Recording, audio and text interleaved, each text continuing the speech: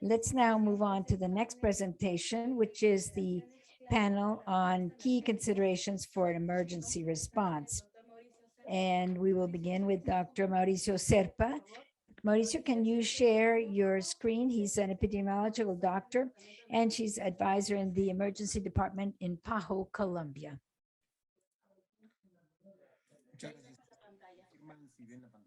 Thank you. Can you see my screen? Yes. In 5 minutes, I'd like to talk a bit about what we need to do in epidemiology to prevent for these hydrometeorological events. I have 2 slides on what, where, when, and how. Epidemiology is not our direct responsibility because about information of deaths and injury, but we do have a lot of tools in which we can use to do this. All the pathologies associated with the event and other events, because there's will be a lot of displacements and movement, etc. And so what do we have to look out for? We have to look out for epidemic diseases that have the potential of creating outbreaks, perhaps a crowding of people,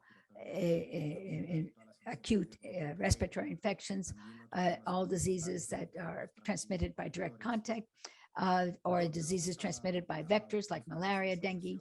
So where do we seek that information? We're mainly from the hospitals or care centers. The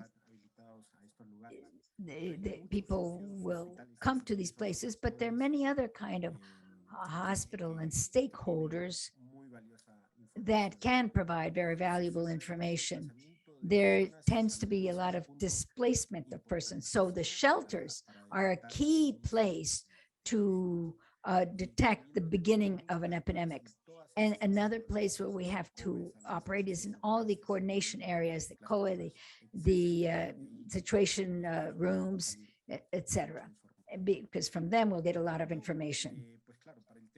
So, as regards pathologies associated to the actual event, numbers of casualties and injured persons, but there's something in the longer term, which is to give this continuity to this and see whether this is going to bring about outbreaks, other outbreaks, and the how.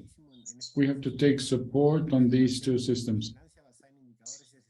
Surveillance based on indicators, use any existing information system in the countries or the various departments or states that may contribute information. And there's also the indicator surveillance system and surveillance based on events,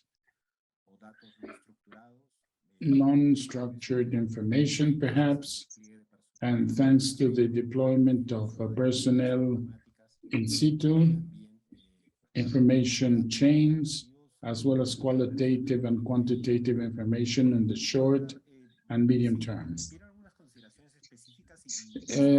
They've asked for specific points, and I wanted to relate the experience of Hurricane Matthew in 2016 in Haiti. For about 2016, they had 6 years of an epidemic of cholera. The purpose was to eliminate cholera at that point in time. In October 2016, the country was affected by this hurricane. And on the right-hand side graph, you see the immediate explosion in the number of cases. This is why this is so important. This is just to show you that, of course, we do not find cases just in the hospitals. Many areas were affected, and we have to go to the communities to try to find such cases. So what are the important considerations vis-a-vis the experience? First of all, coordination. We have said this repeatedly, a lot of coordination. Leadership by sanitation authorities. There's a tremendous amount of information, and this is collected. The immediate screening and in situ, taking support on other actors. With regard to the information, of course, non-structured information, qualitative data, and so on.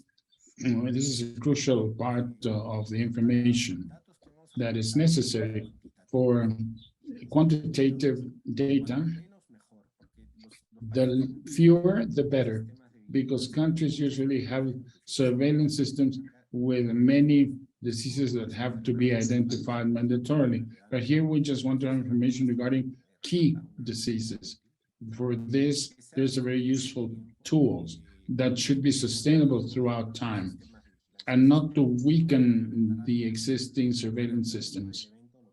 Because after the event, what we're going to have are these surveillance systems.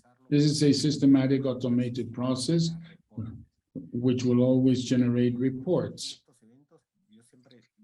Something very important regarding these events, which for me is basic, is the shelters. All the signs and symptoms that may be gathered in those shelters, people who are going through problems with, let's say, water, agglomerations, and all the issues having to do with the so-called WASH.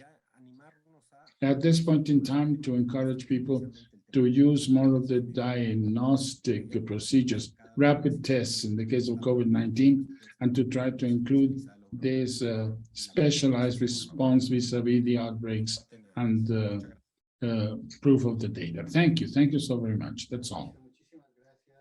Thank you so much, Mauricio,